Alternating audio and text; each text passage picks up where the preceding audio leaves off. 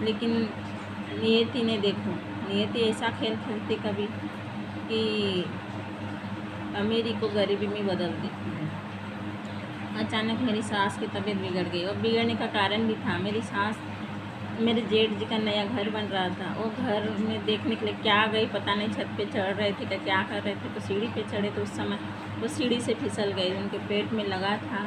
तो उस समय से उनकी तबीयत खराब रहती थी।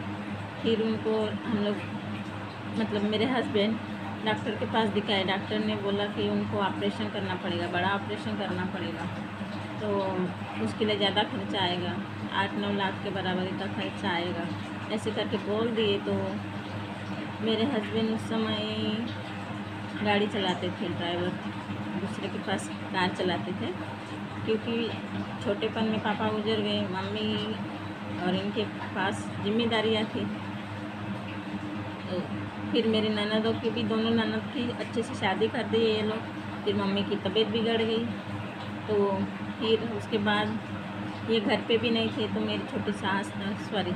मेरी छोटी ननद ने मेरी सास को हॉस्पिटल ले गए। अब जब डॉक्टर ने बोल दिया था कि इनको ऑपरेशन करना पड़ेगा, तो घर में मेरे हस्बैंड तैयार नहीं थे, क्योंकि 60 साल की जो उम्र होती है उस समय क्या ऑपरेशन करोगे, और ऑपरेशन सक्सेस होगा इसकी गारंटी भी नहीं रहती। तो गाइस फिर भी मेरी छोटी ननद ने उसको ज़बरदस्ती हॉस्पिटल ले गए और भर्ती करवा दिया, और ऑपरेशन के लिए भी हाँ भी बोल दिए। अब इनको पता भी नहीं था, मेरे हस्बैंड को कुछ पता भी नहीं था कि मम्मी को हॉस्पिटल ले गए, और घर में तबीयत खराब थी, हॉस्पिटल से लाए थे वो पता था, लेकिन दोबारा ले गए ये नहीं पता था।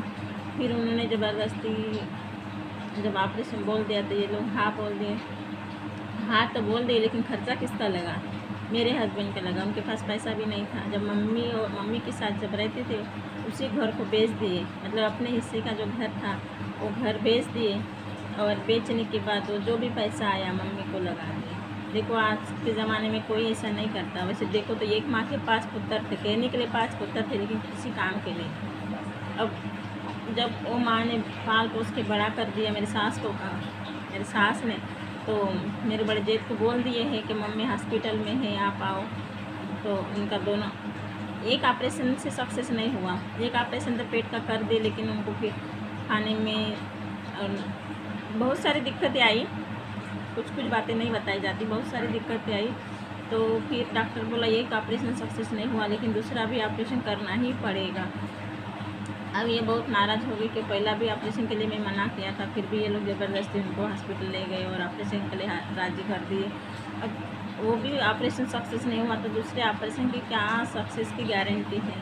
तो भी फिर बोले मेरी ननद का देखो जो होगा देखा जाएगा, अब बोल दिया डॉक्टर ने तो करना तो पड़ेगा, ऐसे करके तो फिर उसको दूसरा भी ऑपरेशन हो गया। लेकिन दूसरा ऑपरेशन होने के बाद मेरी सास नहीं बची।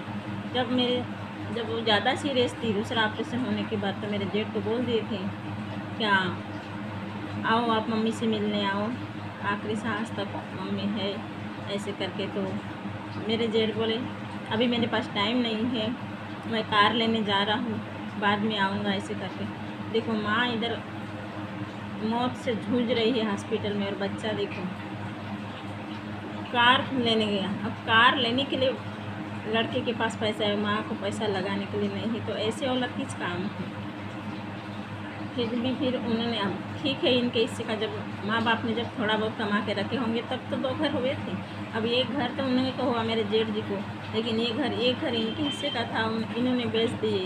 ये नहीं सोचे कि मैं कहाँ रहूँगा, छत आजकल के ज़माने में सिर पे छत खुद का होना ज़रूरी है, लेकिन ये उस समय नहीं सोचे कि मेरी माँ मेरे लिए सब कुछ है, और ऐसे बेटे को भी मैं भी सलामी करती हूँ, ज़रूरी है।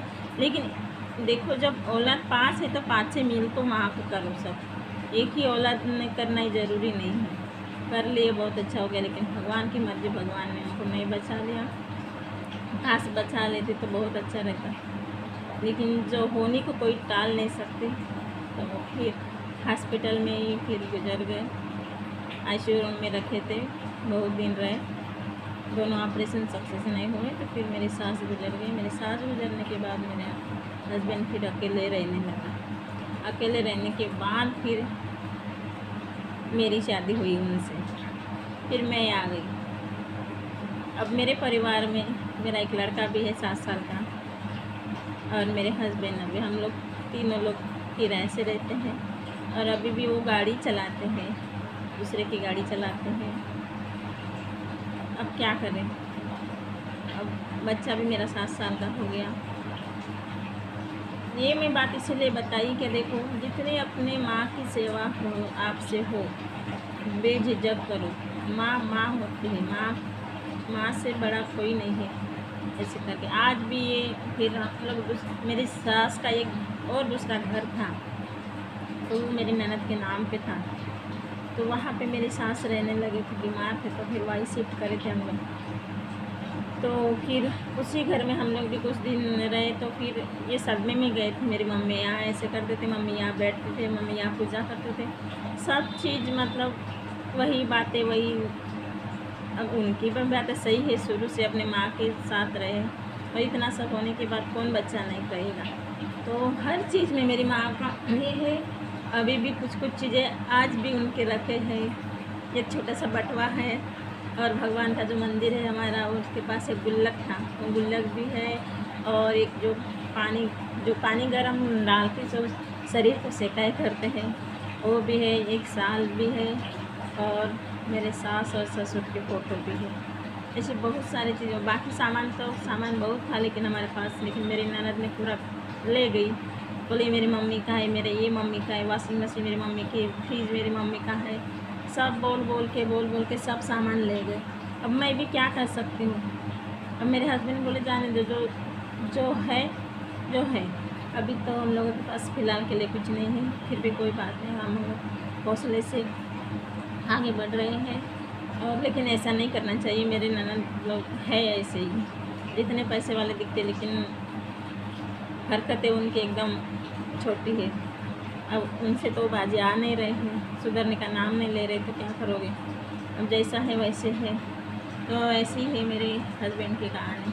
अभी भी वो मेरे लड़के को देखते तो अपनी मम्मी को याद करते हैं, मेरी मम्मी ऐसी थी, सेम ऐसी थी, ऐसे करके उनको मेरे सानू को देख के, मेरे लड़के को देख के उनको बहुत खुशी हो जाती है। जैसे पहले काम से आते तो उनको कुछ ना कुछ, खाली हाथ तो आते नहीं, कुछ ना कुछ उनके लिए मीठा लाते सानू के लिए, क्योंकि मेरी सास को बहुत मीठा पसंद था। तो पहले भी अपनी माँ के लिए खाली नहीं आते थे, कुछ ना कुछ लाते थे। तो वही सोच आज भी है। तो गाइस, मेरा कहने का मतलब है कि हर बच्चे में ऐसा होना चाहिए, हर आदमी में होना चाहिए। जब अपना परवरिश देख के अपने बच्चे भी सुधर जाते हैं, तो ऐसा सबके मन में होना चाहिए। माँ बाप के लिए अपना बड़ापन होना चाहिए, आदर होना चाहिए, सत्कार होना चाहिए। तो गाइस, इसी वीडियो के साथ मैं मिलती हूँ अगले वीडियो में। तब तक के लिए राधे राधे।